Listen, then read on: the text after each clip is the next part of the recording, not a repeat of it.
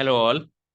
इस लेक्चर में हम एक एफ डब्ल्यू टेलर का प्रिंसिपल पढ़ेंगे। और एफ डब्ल्यू टेलर ने प्रिंसिपल्स भी दिए हैं और टेक्निक्स भी दिए हैं। टेक्निक्स ऑफ मैनेजमेंट में देखो, सबसे फेमस उसकी टेक्निक है फंक्शनल फोरमैनशिप, तो उसको भी पढ़ेंगे। लेकिन पहले इसके प्रिंसिपल्स पढ़ते हैं। इनके चार प्रिंसिपल हैं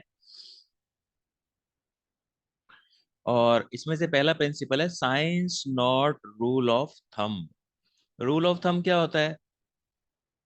अंगूठा छाप तरीका, है ना। मतलब ऐसा तरीका जिसमें कोई लॉजिक से नहीं सोचा गया है, बस ऐसा कर रहे हैं, मेरे को ख्याल आया मुझे ऐसा करना चाहिए और मैंने ऐसा कर लिया।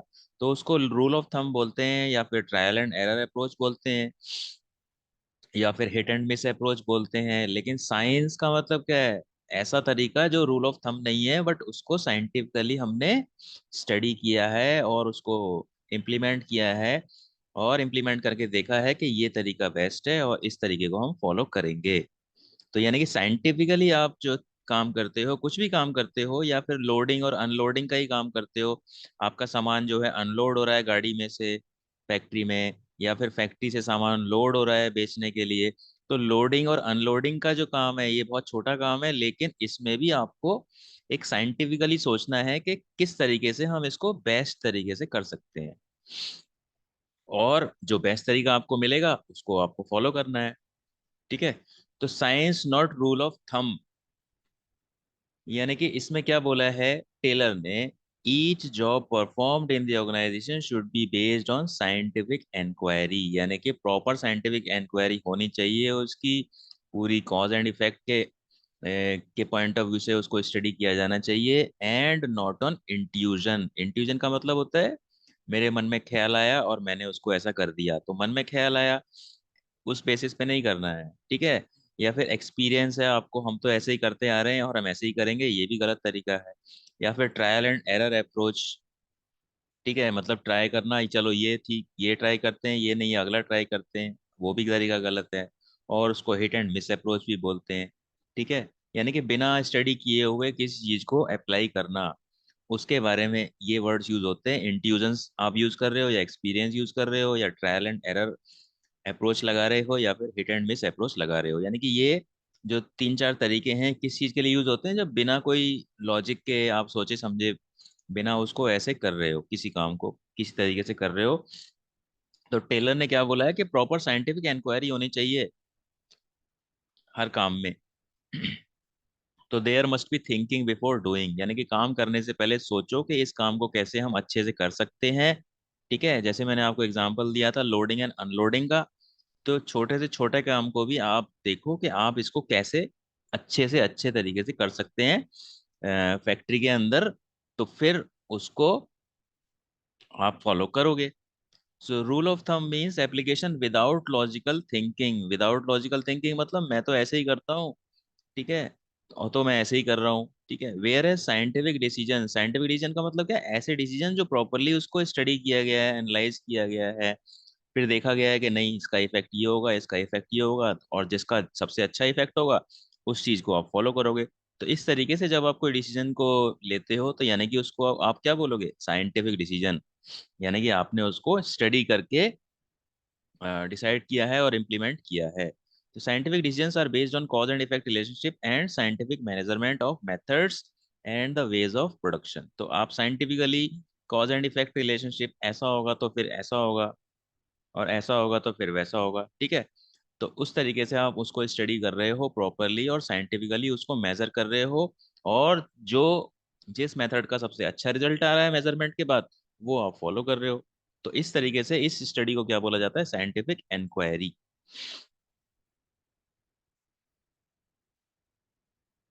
उसके बाद Taylor pioneered the introduction of the method scientific inquiry into. देखो, साइंटिफिक इंक्वायरी वर्ड जो है ना, ये इंपॉर्टेंट है, इसके बारे में आ सकता है कि टेलर ने अपने किस प्रिंसिपल के अंदर साइंटिफिक इंक्वायरी के बारे में बोला है, या फिर किस प्रिंसिपल में बोला है कि आपको रूल ऑफ थंब फॉलो नहीं करना है।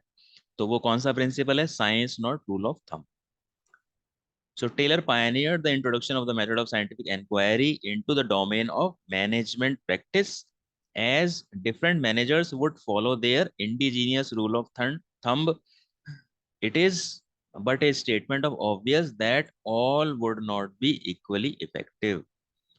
ठीक है, तो जब रूल ऑफ थंब अपने पर्सनल एक्सपीरियंस के बेस पे कि भाई मैं तो इसी तरीके से करता हूँ इस काम को, इसीलिए मैं ऐसे कर रहा हूँ, तो वो इतना इफेक्टिव नहीं होगा। Taylor believe that there was only one best method to maximise efficiency. तो टेलर ने बोला है कि आप एक काम को कई तरीके से कर सकते हो, लेकिन उनमें से सिर्फ एक ही मेथड होगा जो सबसे ज्यादा एफिशिएंट होगा, और उस मेथड को आपको फाइंड आउट करना है। और फाइंड आउट कैसे करोगे? साइंटिफिक इंक्वायरी के through. So this method can be developed through study and analysis. तो आप स्टडी करोगे, आप एनालाइज करोगे, तो यही तो साइंटिफिक इंक्वायरी है। The method so developed should substitute rule of thumb. तो रूल ऑफ थंब जो है बिना लॉजिक के या बिना थिंकिंग के जो चीज तरीके को फॉलो कर रहे थे, उसको हटा के आप फिर एक साइंटिफिक इंक्वायरी के बाद जो मेथड आया उसको आप इम्प्लीमेंट करो थ्रू आउट दी ऑर्गेनाइजेशन। ठीक है। अब scientific method involve investigation of traditional methods through work study, unifying the best practices and developing a standard method which would be followed throughout the organization। तो यहाँ भी वही चीज बोली गई है कि आप वर्क स्टडी करो। ठीक है, वर्क स्टडी के अंदर भी तीन चार तरह की स्टडी होती है। टाइम स्टडी होती है, मेथड स्टडी होती है, फटीग स्टडी होती है, ठीक है, और मोशन स्टडी होती है। तो वो उस तरीके की स्टडी हर काम में की जाए, और उसमें टाइमर वगैरह यूज किया जाता है। ठीक है, तो अलग अलग तरीके से आप किसी काम को करोगे और फिर टाइमर की लगा के फिर देखोगे कि कौन सा काम बहुत जल्दी हो रहा है और अच्छे से हो पा रहा है। तो जो आपका जो बेस्ट तरीका निकलेगा, जिस मेथड से बेस्ट रिजल्ट्स निकलेंगे, वही आप फॉलो करोगे थ्रू आउट द ऑर्गेनाइजेशन।